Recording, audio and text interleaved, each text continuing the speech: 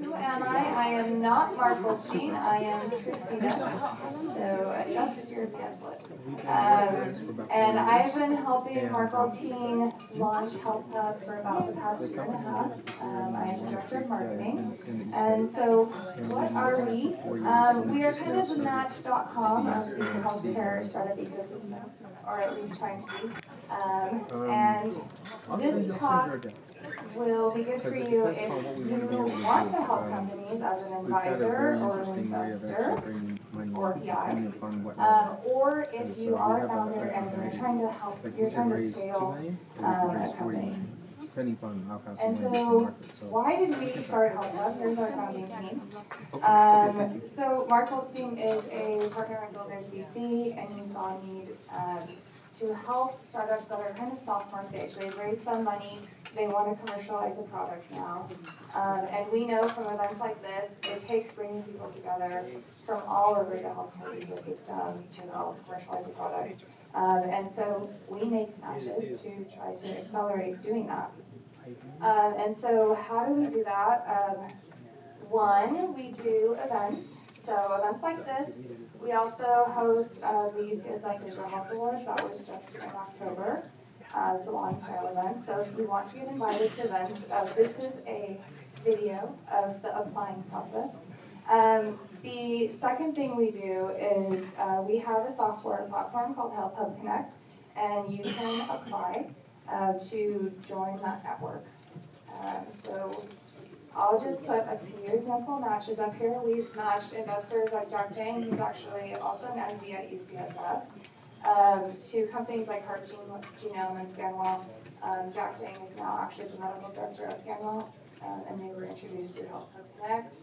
Karnush Gangley is a researcher at UCSF, and we connected him with Halo Neuro to do a project together at UCSF. There was a startup at UCSF called HoloSearch 3D. Ties into our kind of speech about VR, but they do VR surgery education, and we connected them with an investor, James. So my ask for you today, and here's my most important point, if you want, sign up for UCSF Health Hub Connect as an advisor, or if you're a founder. If you are not, subscribe to our newsletter and spread the word. And so, I'm finished talking about WellPay. That's my email. Let me introduce two amazing startups from our community. I'm going to start with one. The first up is Mohammad. So he's the co-founder and CEO of WellPay. And WellPay is an early stage startup. They're at the intersection of healthcare and fintech. And what we really like about WellPay is that they fit into one of the mental health themes. And one of those main themes is empowering the consumer. So we will have two startups present for 5 minutes each, and then after we'll do questions for both of the startups. So while they're speaking, think of your questions, and then I'll bring them both up. And with that, here is Mohammad of WellPay. Thank you, Christina. And thank you, Mandy and Dr. Jubei for this event tonight. So my name is Mohammad Gaber. I'm the founder and CEO of WellPay. Two things before I start. I'm as sick as a dog, so it's really interesting because I've just pumped a bunch of pills before I got here to get here today.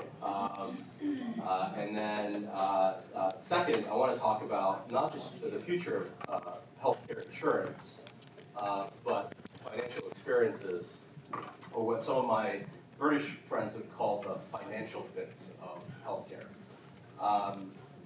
So I'd start with, we have a really big problem, which you're probably thinking, one, we just have one problem in healthcare, or two, it's really rich coming from an economist who spent a career in finance and digital marketing. So either one of those. But really, the way that I've been thinking a lot about healthcare probably for the last 24, 30 months, and I think we have a really major problem. And actually, the theme has come across today in a really big way, and I'm going to build up into it. A couple weeks ago, I got a bill from one of my medical providers, and I'm not going to shame them. This bill spanned the 3 years in length. Yeah, and it was for about $900. And so I look at that and I go, wow, what a dysfunctional provider. But on the flip side, it's what, that poor provider is now owed $900, and she hadn't got to the point where she's able to bill. And this is just one of the many experiences that people are experiencing today as they experience healthcare. And so what makes this even worse is that, and I saw this recently, as a country, we spend more money on the administration of healthcare payments than we spend on medications. So you'd think that if we spend all this money, we're actually going to get it right. And we don't. So we spent a bunch of money on modern scheduling, kind of the early parts of the journey. We spend a boatload of money on the clinical components and delivering kind of modern care delivery. And this is kind of as the patient is really engaged in healthcare. And then right at the end of the journey, we hit them with all of the dysfunction of the relationships in healthcare. And if we think about it as a journey rather than a single event, that is the last thing you want to do to a customer or a patient, because that's the last thing that they experience.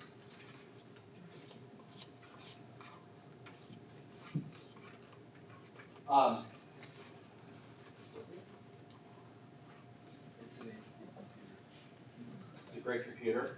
It's probably user error. There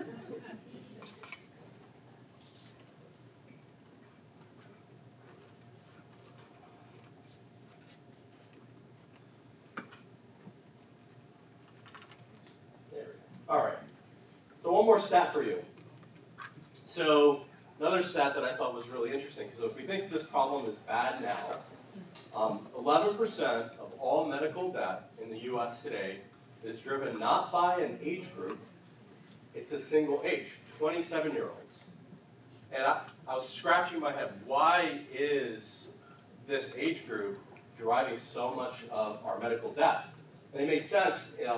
I've talked to a bunch of people, and they said it's the first year that they're off of their parents' health insurance. And so as we get this new wave of healthcare consumers coming in, they're just simply saying, I'm not going to engage in this process anymore. I'm not used to anything that remotely resembles this. And so we have a really big trust gap in healthcare, and it's growing. In fact, I went and had to do some research on this, and this may not be completely correlated with just the healthcare finances, but since the 1970s to today, consumer trust in healthcare between the providers or healthcare institutions has fallen dramatically. And so we spent a lot of time thinking about this problem as it's an economic problem. But in reality, it's a big trust problem, and that breakdown of trust between a provider, and a payer, and a patient actually has wider implications, up to and including these poor financial experiences leading to poor consumption or reduced consumption of healthcare and population wellness.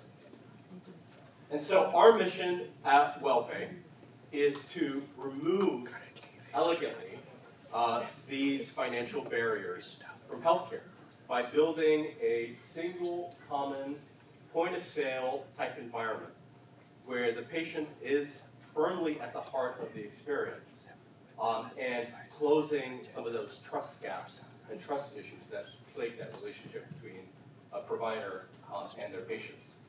So what are the things that we really focus on? We focus a lot about convenience.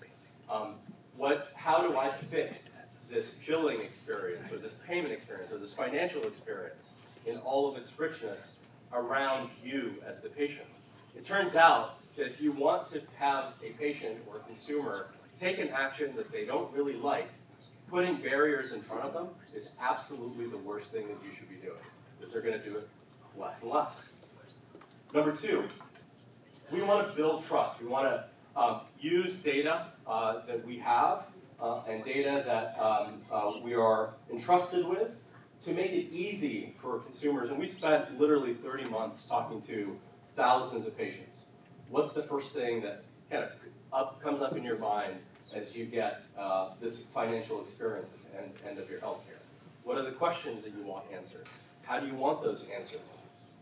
And then fundamentally, giving them the flexibility to be able to afford healthcare, and doing it in a way that is tailored to the healthcare environment, using a lot of data. And then importantly, and we think a lot about this, we think about how do we deliver better experiences and better financial results for the providers instantly, and doing it in a very elegant way. Our results so far, so we've interacted with about 500,000 patients on our platform. We have improved radically collection rates. We have, really proud of this one, 100% automated. We move all of this information, all of the payments, all of the financial components without a single shred of paper. I'm sorry, I'm at HP, so I want to be careful with that. And we do that 100% automated, and we've achieved 90% patient satisfaction. This is the team behind it all. A lot of finance, a lot of healthcare, a lot of marketing technology. Happy to go into it in more detail. We're WellPay, and we're healthcare's modern fintech platform.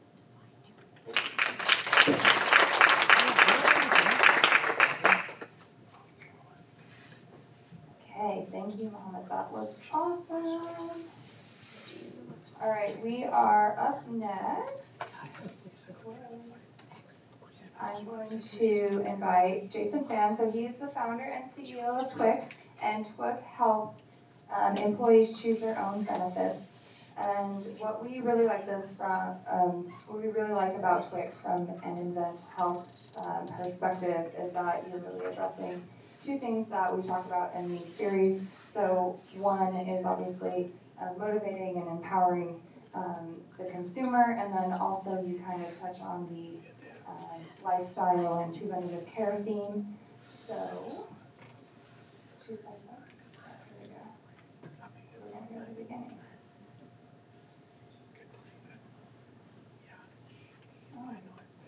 All right. And just as a reminder, we're doing questions at the end. And so with that, here is Jason of Twic. Thank you.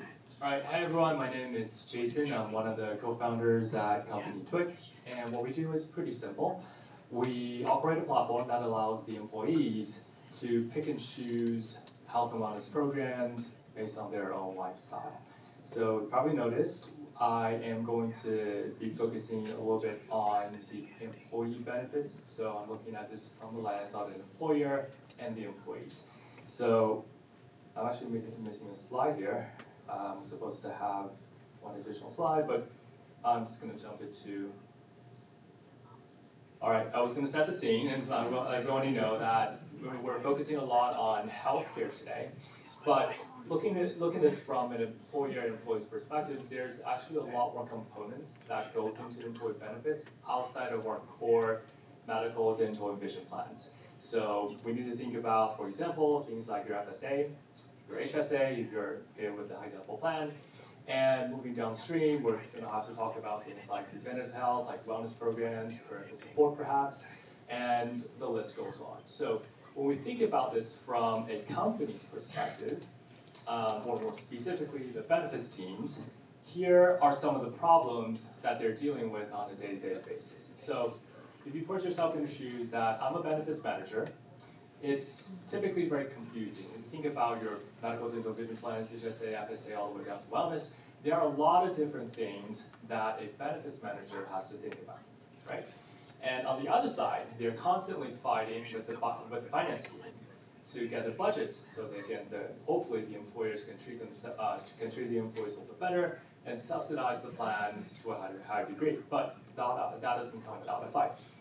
Now move on downstream, on the other side, that when they interface with the employees, usually people still complain about the benefits that they get, even though behind the scenes, the benefits people are working as hard as they can to bring the best class program to their employees.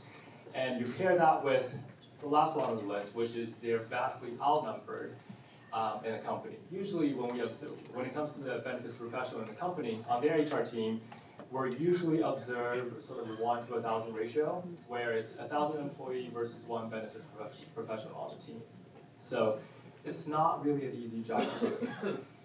In order for us to address all the problems, next slide, we think the key lies in a consumer-driven approach, which means, simply put, we want to align the interest between the employees and the employer. So we want the employees to understand what the employer is trying to offer them, what they're being offered, and help them make smart choices. So the way that we do that is with Twic's platform. All right, it's not showing on the screen, so I'm just going to talk through it. There are essentially 3 components that we bring to the employees. The first one is an intuitive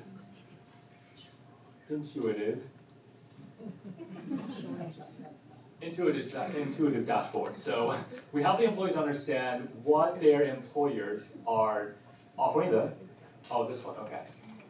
What their employees are offering them, and how much the employers are subsidizing across the different benefits categories, including medical, dental, vision, your wellness programs, parental support, the list goes on. The second thing that we do is we give them a very easy way to engage or to spend the money or spend the subsidies offered to them by the employer. And the last thing is we bring in the intelligence piece where we allow the employees know, constantly improve, where they should be allocating their dollars. Should you be spending more dollars in your wellness programs, or are you becoming a new parent? Perhaps you should allocate more of that budget towards parental support. So essentially that's what we do as a company. And for the second part, I want to show some of the things that we've learned over the past 2 years. So we're still a young company, but we're fortunate enough to be working with some of the more forward-thinking companies on the market, including the ones on the slide. So I'm going to share a little bit of some of our learnings that we've learned over the past 2 years. So here it is. All right. So it is a small sample size as of now. We are going to be launching into more coverage. We're going to be covering more employees going into the new year in 2020. But for disclaimer that for all the stats that I'm showing here today is based on roughly 4,000 total covered employees across the platform. So roughly $65 is the monthly subsidy.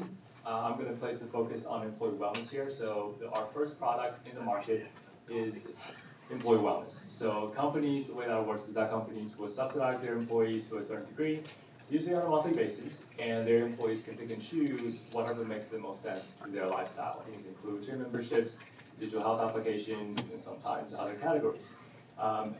Typically, $65 per employee per month is the average subsidy coming from our clients, and wellness and parental support are the 2 most common categories covered. And the results so far that we have is a pretty good engagement rate, sitting at around 72%. Usually when it comes to wellness programs, a lower percentage engagement rate is usually what we see. 20 to 30% is usually what we would expect. But in this case, because we put that accountability back to the employees' hands, they have to pick and choose the programs that fits into their lifestyle. We found that engagement rate was a lot higher than what we've seen across other solutions, 72%. And out of that $65 per employee per month budget, usually around 68% of the budget is spent. So another factor that the employer has to think about is even though they're offering a certain amount of subsidy per employee per month, not every single dollar is going to be spent. So it goes back into their forecasts and their projections. Maybe they can offer a little bit more to the employees because at the end of the day, not every single dollar is going to be used by their population. And 75% of those purchases are subscription-based purchases. So we continue, as the employees continue to engage, we want to drive them towards recurring subscriptions. For example, gym memberships, digital health applications, instead of those one-time purchases that employees might stop to engage when that product expires. And the last thing is, one of the concepts that we build actually is a store concept where we pre-negotiate different vendors and bring them to the employees. And by when the employees engage through the Twic store, they're getting roughly 15% off the retail. That's one of the added benefits of being on the Twic platform. So, just to quickly summarize, we believe the healthcare, one of the things that the employer should do in the future is to align the interests between the employer and the employees, which means using a more consumerized approach to help the employees make very smart decisions on where they should be allocating their employer subsidies. That's it. Thanks, everyone.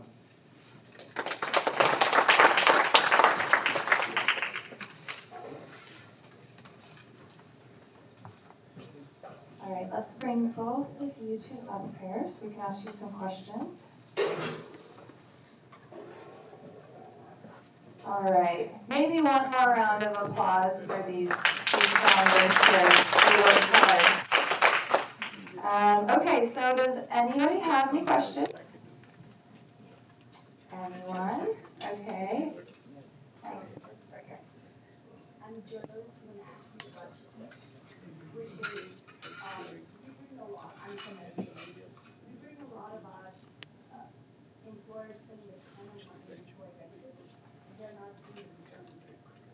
Did everyone hear her? No. So the question was about employers spending a lot in employee benefits, but they're not seeing any returns yet. And I think that question was aimed at Jason. Okay. I think I might need a little bit more definition on that question. What type of employee benefits and what kind of, why are they? I think the big example that we've seen in the public is like, it's pretty much and there are other stories too. I mean, in Minneapolis, I used to live in Minneapolis, so there were companies there that went into wellness, and it sounds really good, but I don't know that ROI is there. I think it depends on how we define ROI. So, actually, I'm not entirely sure I understand the question. So, when you say employer spending into employee benefits, If I'm paying $10 for your benefits and I'm only getting that $5, that's not a good investment. what do you mean you're getting back 5? It's as a business, you. Because employee benefits is not an investment, right? So, like getting $5 back is a little bit harder for me to I guess digest. sorry for being narcissistic, I'll try to explain. The whole idea of wellness is a prevention, right? You do certain, you take certain actions. Right. For example, you stop smoking, so you only stop lung cancer. So this is an extreme example, of course, but I guess what I'm trying to say is that employers are trying all these different things to manage their healthcare costs. And I'm not sure that employee benefits or wellness programs that a lot of companies are coming up with is actually helping. Yeah, so let's maybe rephrase the question. So maybe what are some of the employer incentives, or why would they adopt your platform? She's saying there may not be ROI, could it be recruiting? Yeah, if we take a look at the main reason why the employer pays for the various different programs under employee benefits, it could be wellness, it could be other categories. The ROI is one thing. There are other factors that come into play, including what Christina talked about, to recruit and retain their employees. And the way that we look at it is, you're right, sometimes some wellness programs might work for some people, it might not work for others. And it also depends on what type of wellness program we're talking about. Smoking cessations, there are others like more like lightweight kind of stuff, like visiting the gym, and sometimes companies make massage as part of that. It depends on how we define that. And the second, we need to think about how we define ROIs. If the companies think about it as investing to recruit or retain their employees, there's ROIs coming from that perspective. But in order to track like how many sick days the company is saving, how much healthcare cost is reduced after the wellness program is put in place, I've seen a lot of different studies. Some say it's effective, some say, like you said, this is not effective, and it's just money down the drain. I've seen it across different studies and different numbers. Inconclusive is I would say. But from other perspective, there are other factors at play when it comes to investing in people benefits. Great. So I think we have time for one more question for Mohammad. I have a question for him. It was a little bit of a plug. So Mohammad, why does the world need another healthcare fintech payment startup? Christina, why does it? So it is an interesting question, and it's something we have to deal with. The simple answer, it's not solved. It's not solved, it's not being solved fast enough. There's a lot of people who are really struggling with some of the implications. All right, that's great. Okay, I think that's all we have time for, but